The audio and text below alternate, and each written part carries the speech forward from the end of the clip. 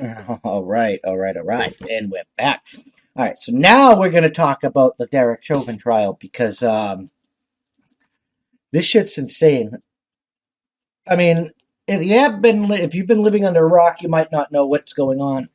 I'm going to get a better chair. But just in case you don't, Derek Chauvin was the cop, one of the four cops that got arrested in the George Floyd incident. And if you don't know the George Floyd incident, he was a Minneapolis man that lost his life during an encounter with the police. I'm not going to say the police killed him. That's for the trial to determine. There's dissenting medical examining information, and obviously one of them is wrong. So we'll let the trial do its thing.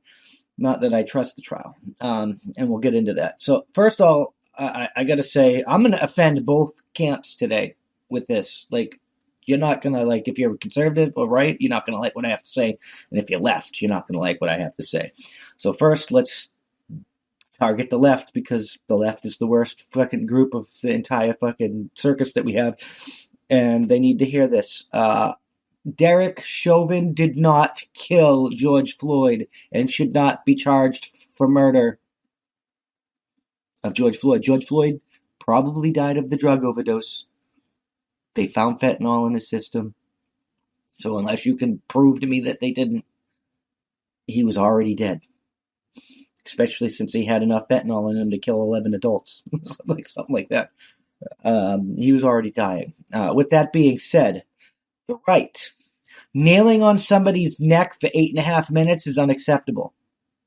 I understand. I was in the army. It's a good. You hold them down, you get them trained, and you handcuff them. The police are trained to do that. They train them to do that in Minneapolis. But even in the army, even with combat enemy combatants, there's a step after that: secure and separate. If I had stayed on a guy handcuffed, knee on his neck for 9.5 minutes, and he died, I'd be in Leavenworth right now. You should not have we should be treating our citizens with more respect than we treat the enemy. So if I can't do that to the enemy, you should be able to do that to our citizens, period, even if it wasn't the result of death. If he had in his overdose and shifted and you cut off his carotid artery, 8 seconds, unconscious, 9 seconds starts brain damage. If you shifted somehow or whatever and not meaning it or whatever, cut off the carotid artery, 8 seconds unconscious, it's 9 seconds starts brain damage. No, that's not. As soon as you had him handcuffed, you should have taken your knee off his neck and secured that motherfucker in a cruiser or something. And if you had done that, you would have seen that he was dying of the said overdose you said he was dying of, and you could probably got him help quicker, or maybe it wouldn't be such a fucking disaster. It definitely wouldn't have been a PR fucking nightmare. At least not what it was. I'm sorry. He may not have intentionally tried to kill George Floyd, but he is guilty of manslaughter. I'm sorry, he is. That could have killed him. And is like 8.5 minutes is beyond a reasonable doubt, in my opinion. That, like, you can't. I'm sorry. I don't think you should get intentional murder, and the fact that the judge delayed the trial to add another murder charge, like murder second, murder third, or whatever, I don't agree with that at all. I don't think he woke up fucking that day and was like, let's go kill some black people. Like, I don't think that's the fucking case. I think that's ridiculous. But I'm also going to say that we shouldn't try him. We should just, at this point, because of what the judge did and how they're trying to fucking charge him with even more shit after they already charged him with a bunch of shit, and they're delaying the trial and they're trying to add more on top of it and more that makes no sense. I don't think we should go to trial at all, because there's no actual way hell he's going to get a fair trial. Either the jury is going to be biased for him or the jury is going to be biased against him. And he has a right to a fair trial, whether he's guilty or innocent. And if he can't have a fair trial, either way, if George Floyd's family can't have a fair trial against him, and he can't have a fair trial in his defense, then this whole thing is a mistrial. This whole thing is a farce. The whole thing should be fucking thrown out.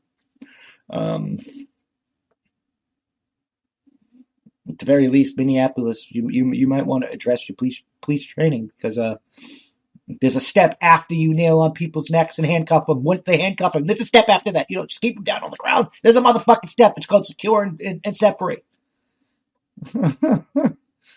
Search them. Investigation. Do you? I don't know. I wasn't there. I can't really fucking say.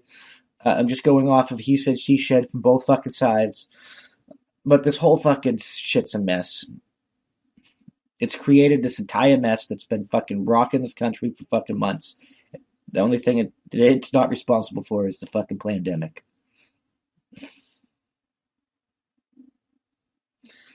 I don't know if we can go forward from here. Like, how are we supposed to? We can't just not let the trial happen. George Floyd, whether Chauvin's innocent or guilty, George Floyd's family deserves their trial, deserves justice to be like, deserves the truth to come out. Chauvin deserves his day in court. He deserves to be treated as innocent until proven guilty. It's not going to happen that way, though. And the fact that it can't happen that way because this is an extremely political trial. How are we supposed to trial him without a mistrial? How are we supposed to trial him without violating his rights? How are we supposed to trial him without people thinking he can never be proven guilty? And how are we supposed to trial him with people thinking that he's flat out not innocent? There's no trial of his peers. There's no trial. He's not going to get a fair trial. There's no way in hell he gets a fair trial. And like I thought it was a slim chance in hell he got a fair trial. I was trying to figure out how he could get a fair trial. And then when the judge came in and was like, no, we're delaying this, add another murder charge. The judge is telling them to add more charges. This is flat out ridiculous. And if you're on the left, this is going to result in him getting off because you're overcharging him. If you're on the right, you already know this is garbage. I really don't know how we go forward from here. We have to reach a compromise, a middle ground, something that we can both agree on, or war is going to be inevitable. I'm just saying.